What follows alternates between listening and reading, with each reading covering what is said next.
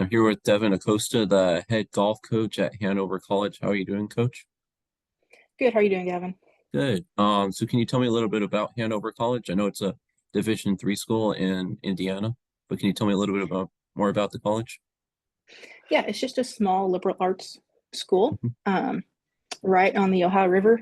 We're Hmm. about, if you're looking at a map, it's probably right in the middle between Louisville, Kentucky, and Cincinnati, Ohio. So we're just right there in that little corner.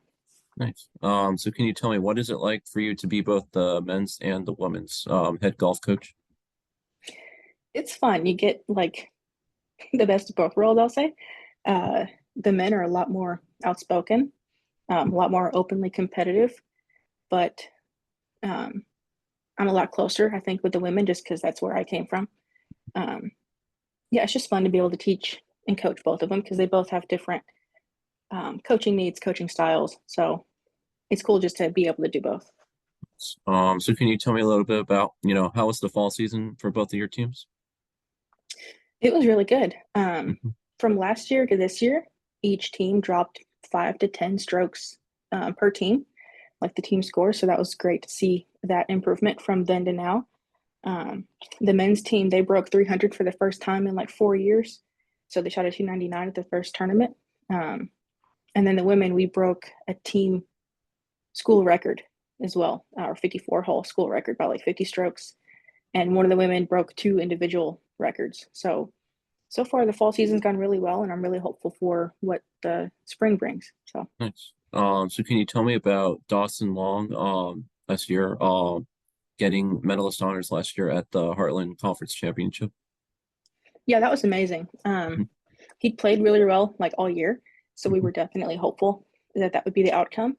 He had gone, back and forth with the other top guys from the other teams as well, as far as who wins what tournament, who's lower that day. So we were really hoping that he could pull it out on um, that tournament because he really likes that golf course. He's always played it well, and he was able to finish out the tournament and able to get it done. So we're really glad that he was able to do that. So Nice. That's awesome. So yeah, this year, are there any players that, stand out on your roster for, either the men's team or the women's team?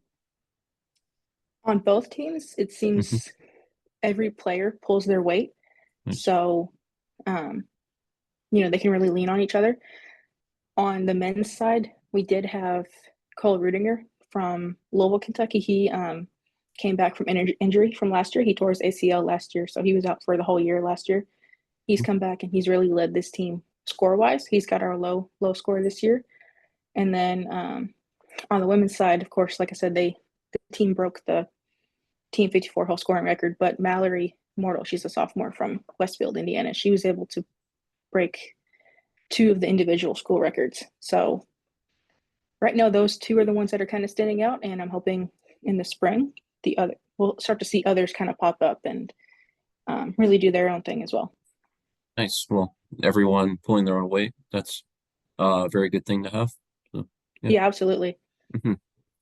So to touch a little bit about you, you grew up in Indiana in, sorry if I say this wrong, DePaul, Indiana. Yeah, It says, looking up at DePaul, it says the population of DePaul is officially unknown, but is estimated to be 120 as of 2020 and is slowly decreasing. So definitely a yeah, very small town in Indiana. Can you just tell me yeah. about, Very, very small.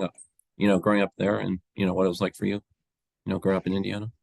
Yeah, for sure. Like the nearest neighbor that wasn't family was almost a mile away. So Okay.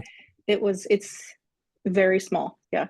Um, but like there were towns nearby, of course, like Corden, Indiana, it was the first capital of Indiana, so it's a decent sized town that we could go to. So it wasn't like we were just out in the middle of nowhere, even though it felt like it. So we could, uh, and also Louisville, Kentucky was only about 45 minutes away as well, so we could go over to the river if we wanted to. So it was different being all the way out there, but we also had access to like Louisville and Gordon, so it really wasn't that bad. Yeah, so coach, how did you get started playing golf? What age did you begin playing golf and what memories do you have from, playing golf growing up? Right. So even though DePaul was really, really small, we still had a decent sized golf community. Hmm. Um, and the neighboring town, New Salisbury, is where my aunt and uncle lived, and they really got me started in it when I was really small, like those plastic clubs, that toddlers have. So Mhm. I had a set of those.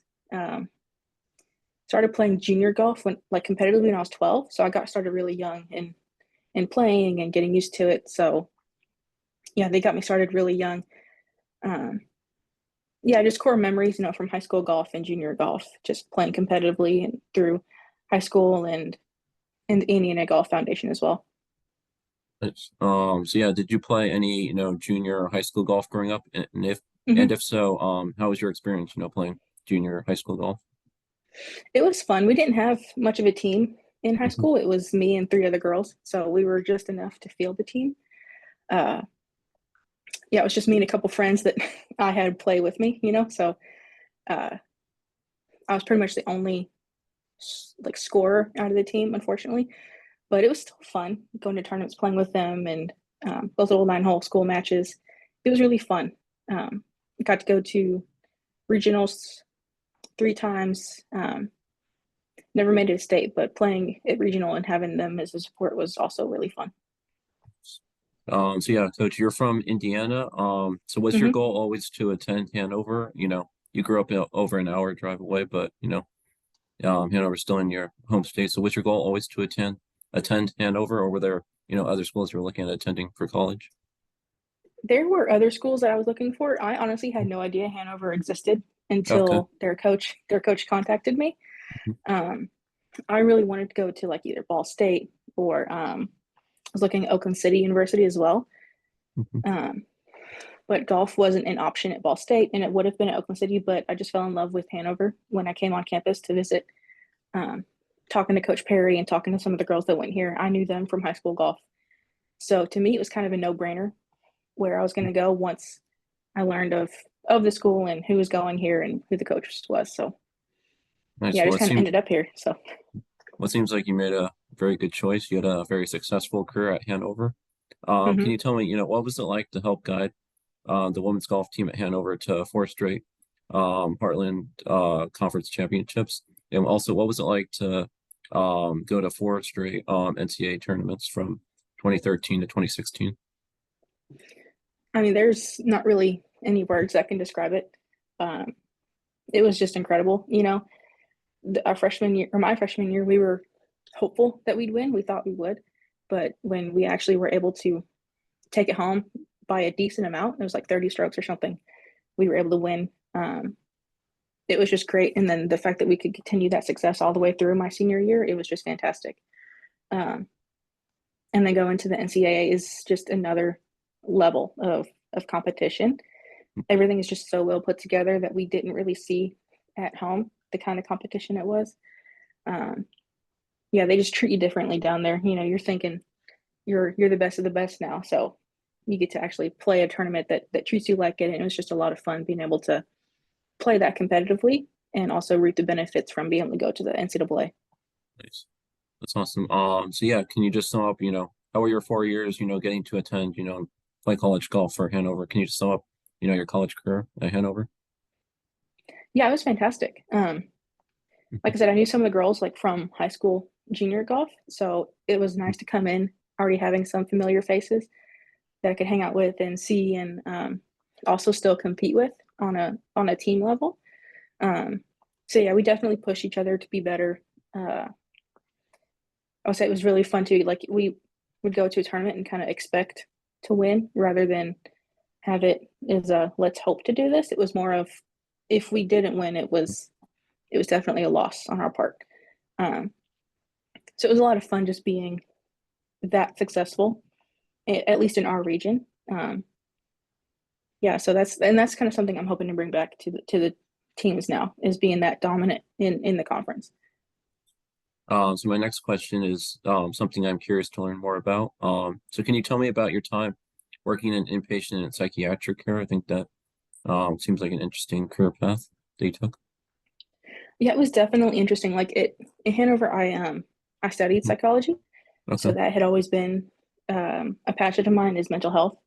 So after I graduated, I actually got into the forensic side of it. So I worked at Kentucky Correctional Psychiatric Center down in LaGrange, Kentucky. Um, And what they do is they do forensic psychiatric evals of all felony offenders in Kentucky if they're sent for an evaluation. So got to deal with some people that had committed, felonies from burglary all the way up to murder.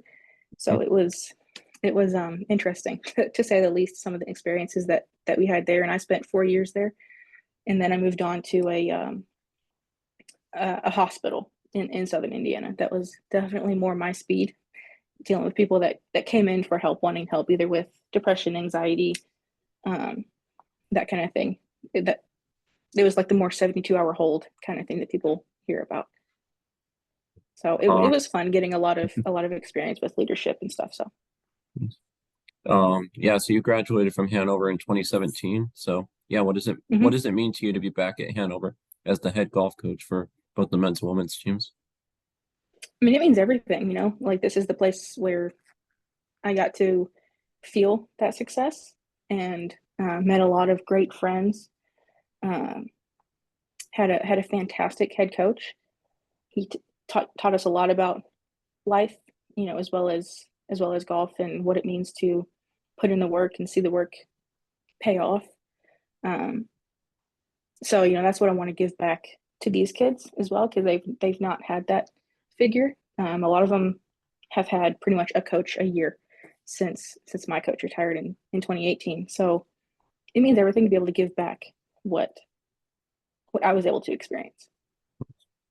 Yeah, so I'm interested to know, prior to becoming a head coach, did you ever think about, becoming a college head coach, or was becoming a head coach never really something you thought about, doing as a career? Yeah, never thought, crossed my mind about it.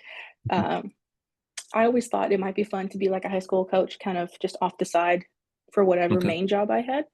And of course, I had kept up with the team over the years I had graduated, and I saw the issues they were having with keeping coaches, and just the team was dealing with all of that. And I was just happened to check up on them last year, and I saw that they didn't have a coach. And so I just happened to check out the job board. I was like, oh, they're currently hiring, so let's just see what happens, and our athletic director, Lynn Hall, she was gracious enough to give me the opportunity. And hopefully we'll bring back the kind of success that we had before, and I can give these kids the same experience that I was able to have and my teammates were able to have. Final question is, what do you enjoy most about getting to be, a college head golf coach? Oh gosh, there's tons of things that being a head coach kind of gives you. You get to be a mentor to these kids as they're kind of learning who to be after high school. Get to be there for them for any what they seem as a big life decision, whether it be, boyfriend drama, girlfriend drama, that kind of thing. But at the end of the day, we're growing these kids into the people that they're going to be. So I think that's by far the best part, is being there for them while they're growing and helping them grow to be the best that they can.